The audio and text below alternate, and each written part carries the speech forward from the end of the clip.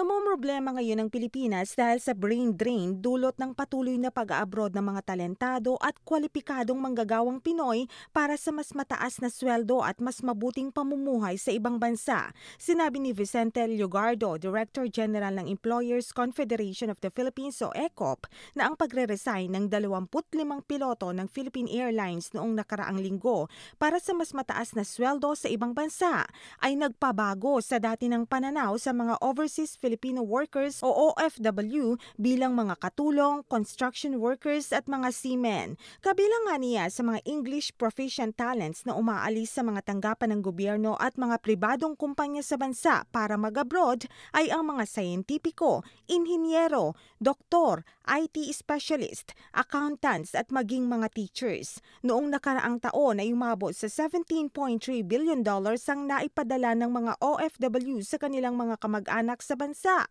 Pero kahit na malaki ang naiaambag ng foreign currency remittances ng mga OFW sa gross domestic product ng Pilipinas, malaki pa rin ang nagiging epekto ng pag-alis ng mga talentado at kwalipikadong mga Pinoy sa mga lokal na kumpanya sa bansa at maging sa mga ahensya ng gobyerno.